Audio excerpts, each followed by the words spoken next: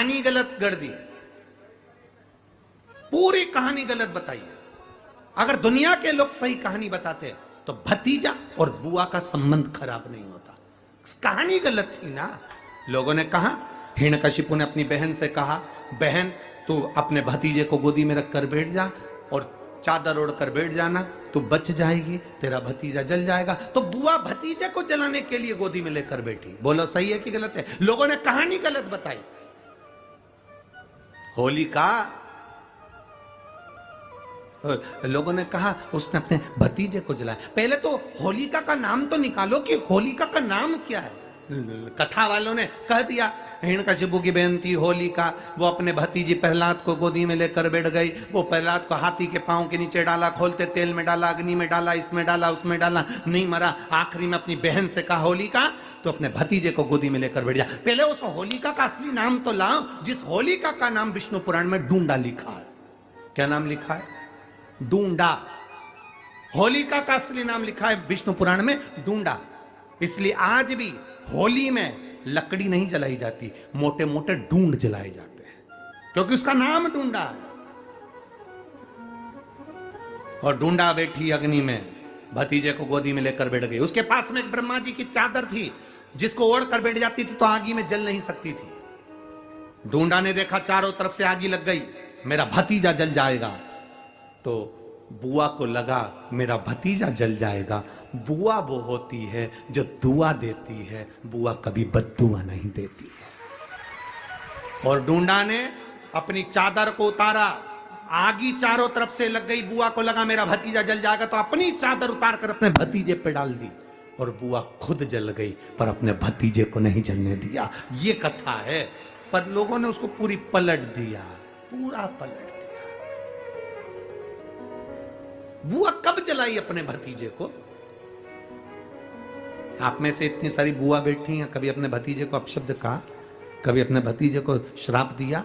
कभी अपने भतीजे को बद्दुआ दी? नहीं। जब भी बोलती हो मेरा भतीजा खूब फले फूले, भगवान कृपा करे मेरे भाई जैसा नाम कमाए, मेरा भैया कितना नाम कमाता वैसा मेरा भतीजा नाम कमाए, तो भतीजे को चाहिए जब बुआ घर में आए तो अपने मम्मी पापा से कहना, पापा मम्मी 2 साड़ी देना, क्योंकि अब मेरी नौकरी लग गई है, मैं कमाने लगा हूं, मैं कमा रहा हूं, इसलिए मम्मी एक काम करना, 1 साड़ी पापा देंगे अपनी बहन को और 1 मैं दूंगा अपनी बुआ को। तो मम्मी कहेगी तू अपनी बहन को देना, बुआ को क्यों दे रहा है? तो कह देना अगर आज मैं दूंगा तो उसके भी भतीजे उसको देंगे। यह हमारे यहां क्रम चालू होना चाहिए।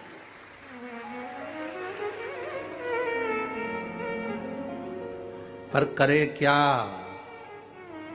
4 भाई 1 साड़ी बहन को जब देते हैं पैक करके, पूरी पैकिंग,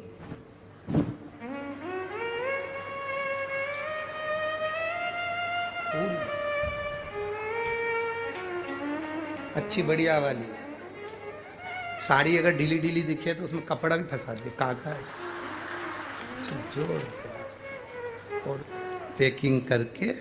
और 4 भाई 1 साड़ी, चारों भाई राखी बंधवाने के बाद ऐसे हाथ लगा के देते हैं जैसे पूरे पुणे की प्रॉपर्टी दे रहे हो,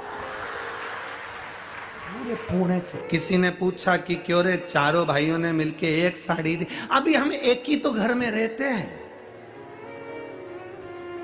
सब एक हैं। तो एक काम करा करो, 1 थाली खाने की लगाओ, 1 भाई खाना खाए, बाकी के सब टच करके बैठ जाओ। एक ही जगह तो रह रहे हो, एक ही थाली में काम। तुम्हारे टच करने से 4 भाई का 1 साड़ी में हिस्सा हो गया, तो तुम्हारा समोसा तुम खाओ, बाकी के 3 भाई टच करके बैठे, पेट नहीं भरा है। अपने को क्या करना, अपन तो अपनी साड़ी ओढ़ो दादा।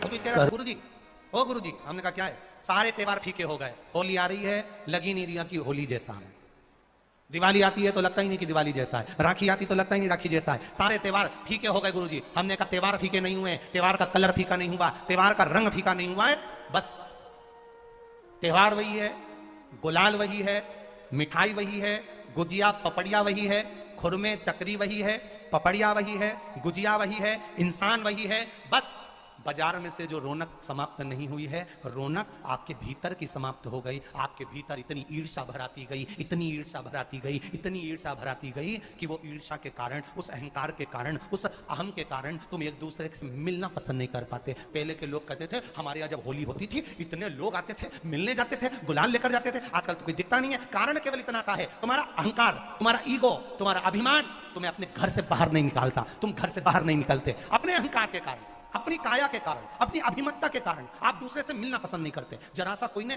कलर लगाया तुम्हें क्रोध आ गया, जरा सा किसी ने गुलाल लगाया तुम्हें गुस्सा आ गया, जरा सा कोई आया भाभी जी भैया जी करके गुलाल लगा गया तुम न न न न न न न न न कहां जाओ। इतने वीआईपी हो गए, इतने वीआईपी हो गए, इतने वीआईपी हो गए कि अपने त्योहारों से भी दूर हो गए।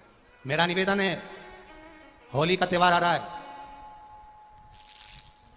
उस फागुन के त्योहार में मेरा देवादिदेव महादेव माता पार्वती के साथ होली खेलता है, मेरा कृष्ण कन्हैया राधा रानी के साथ होली खेलता है। आप भी अपने इष्ट मित्रों के साथ होली खेलिए और दिल से खेलिए। हमारे सीहोर में, सीहोर जिले में एक होली होती थी। उस होली का नाम हमने पिछली बार बदल दिया था। कौन सी होली करती थी? महादेव की होली।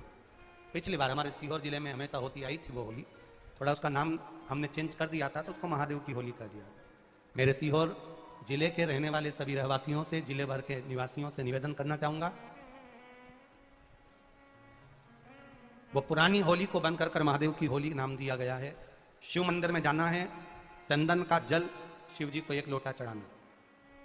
एक बात अपनी जिंदगी में उतार कर रखो, शंकर भगवान को घी का दिया भी लगाओ तो तुम्हारे घर में जो असली घी हो, थोड़ा सा भले 1 पत्ती लगाओ, भले इतनी सी बत्ती जलाओ, पर असली घी की जलाओ। शिव जी को अगर चंदन भी लगा रहे हो तो असली लगाओ। शंकर भगवान को चावल भी चढ़ा रहे हो तो असली चढ़ाओ। शंकर भगवान को अगर अष्टगंध भी चढ़ा रहे हो तो असली चढ़ाओ।